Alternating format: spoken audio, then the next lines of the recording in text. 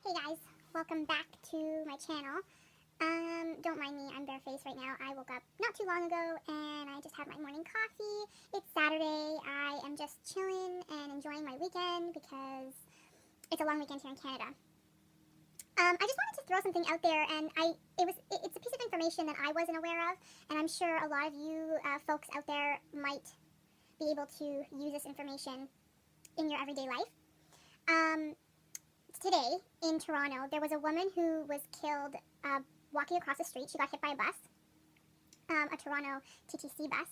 And on the news, as I was flipping through the channels Saturday morning, the police officer was on the news explaining to the public the situation. And he mentioned something that I never knew about, and it would become useful to us pedestrians who do, walk to destinations, who may not always drive, or who may do both, drive and walk, depending on the location where you live, that kind of stuff.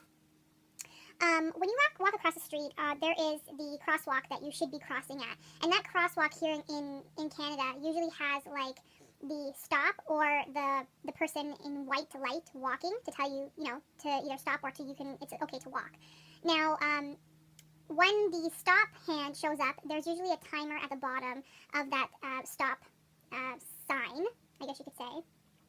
And the timer counts down from, I think it ranges between like 25 seconds to like 15 or 18 seconds going down. So that timer, it doesn't necessarily mean you have 25 seconds to walk across the street. According to the police officer on the TV, he actually said that when the stop hand appears and the timer starts at the bottom, it actually means that the person that's walking across the street should not be walking across the street at that time because the light is going to change.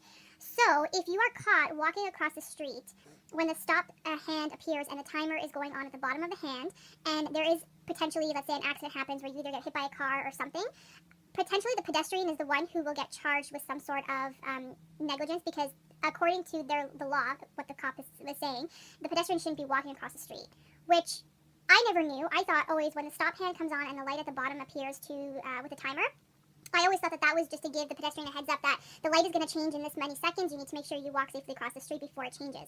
I didn't realize, and maybe I don't know, maybe I just read it wrong or I understood it wrong. I didn't realize that timer is to tell you as a pedestrian you should not be walking across the street at this time.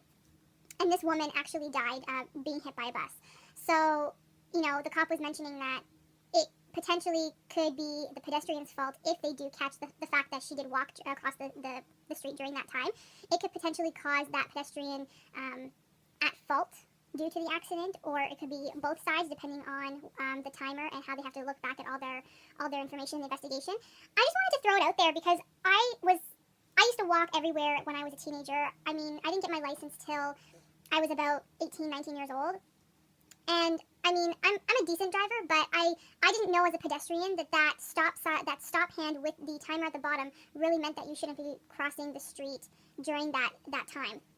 I know that as a driver myself, when I'm on the road driving my truck, I notice that a lot of pedestrians use that stop signal with the timer to hurry across the street. So there's a lot of pedestrians out there that don't know that hand signal with the timer at the bottom really does mean that you should not be crossing the street during that time because the light is going to change for the opposite end of traffic to keep going.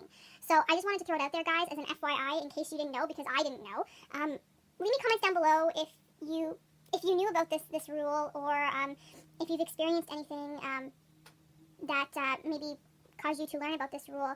I don't remember learning it in driver's ed, so I don't know. I mean, it's going to be almost pretty much close to like 9 years since I've taken driver's ed, maybe 10 years since I've taken driver's ed. So I just don't remember that little snippet. And call me crazy, I really don't care, but I just thought it was a really good, useful piece of information for you guys, especially for a lot of people who use the public transportation to get to work every day. So that's all I had to say for you guys today. I hope you guys have a great weekend, and for those of you in Canada, happy Thanksgiving, and I'll talk to you guys in my next video. Bye!